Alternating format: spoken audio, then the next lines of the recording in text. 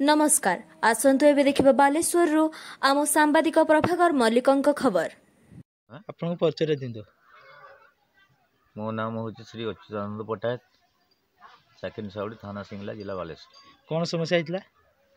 समस्या गोटे आज 10-15 वर्ष आगु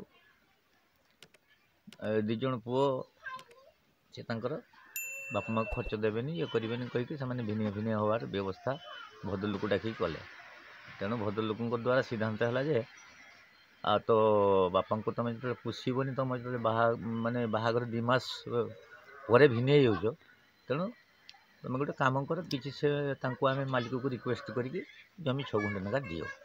से अनुसार दिखाई रही भी जगह दिखाई घर अन्य जगह करने कथा कि बाप हिसाब से जगह दिखाई किंतु वर्तमान सान पुओ पाखे आम थी आक्रोशमूलक भाव में विभिन्न प्रकार धमक चमक दौरान जमी भाग करदे ना मर्डर करदे ये करदे आउ से सान पुओ ना से सब रेप केस करवा आम करिया जमी नदेना तुमको सब आम विभिन्न प्रकार केस भर्ती करूँ पीटिक मर्डर करूँ यही सब कथा धमकाणी दे चलिया फल आम सारथा फांडी अभियोग करूँ करने फांडी बाबू गोटे समाधान पर चाहिए जिते बड़े एमने बारंबार बाप विरुद्ध में एतला दायर कर जमादार जो डाकिले से फांडी बाबू डाकवा एमने एभोड करने फल सी केस बर्तमान गोटे जीआरएक्स गोटे 107 केस देती पुणी केस दबापर मनोज पट्टायत जो मझिया पुओ आउ तार स्त्री हूँ निवेदिता पट्टायत ए 2 जन जाकि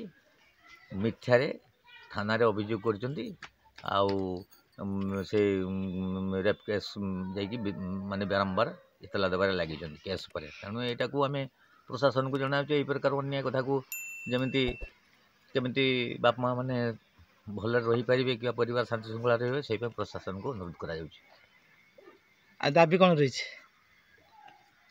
दाबी सामाने जो जगह दिखाई अधिका जगह जो दिखाई खुशी दिखाई से सब बाहर कर छाड़देवे जमी चलिया कथा चलिए बापा माँ को तो हतादर कर खाई पीते देवे मारे ठेंगा भाली भुजाली देखिए कर अशालीन व्यवहार गाड़ी गुलज एगुड़ा सह्य करें आम।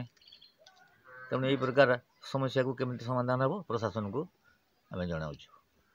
कौन चाहते आप कौन न्याय चाहते? न्याय से प्रति कार्यानुष्ठान ग्रहण करा जाऊ जे प्रकार बापा माँ प्रति आईन थी से व्यवस्था हम। आम चैनल आपन को पसंद आसले दयाकरी चैनल को लाइक और सब्सक्राइब करंतु एवं नोटिफिकेशन पाई बेल आइकन को दबाई दियंतु।